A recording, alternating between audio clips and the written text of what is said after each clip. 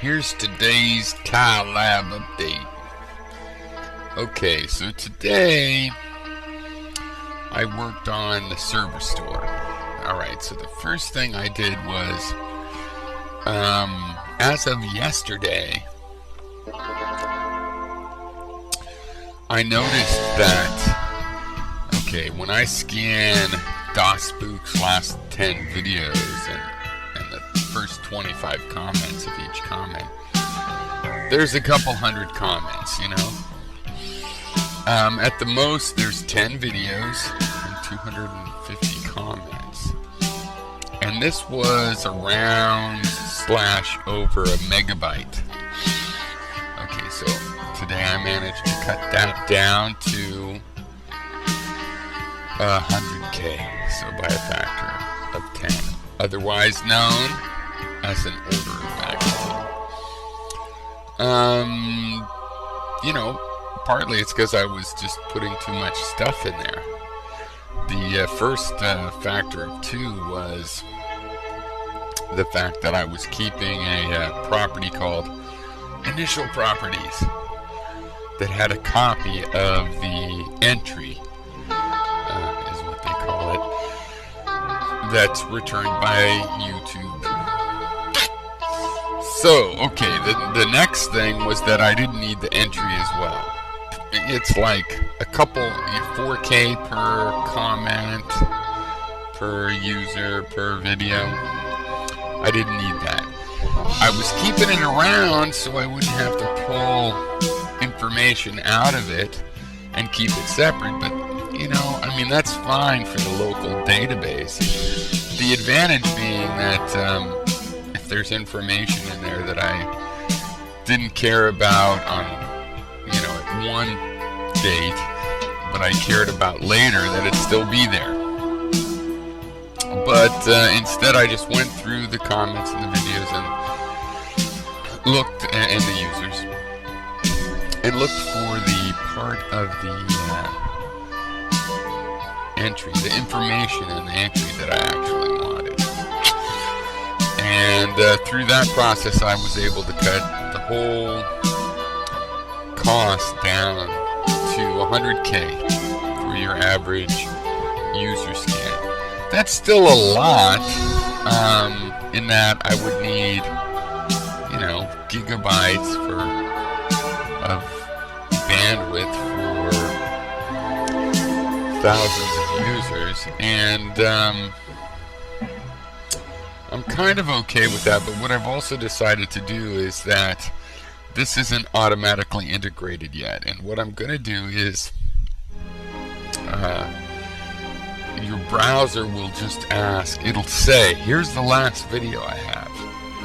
So it'll only ask for the very newest videos. Right, and your browser also looks for videos at YouTube on its own. So it's hard to know exactly, like, how much do you need to know from my server if you can go to YouTube yourself. So basically it's like this: if you want to be absolutely up to date with, like, your own subscription list, then you should search that from YouTube and tell my server. But if there's somebody you're not that interested in and you don't want to wait to get them, you can get them from my server. So what I've done today is there's an ability to say, give me the information from these following users, and there's a stub in there to limit it by date, but I haven't done that yet.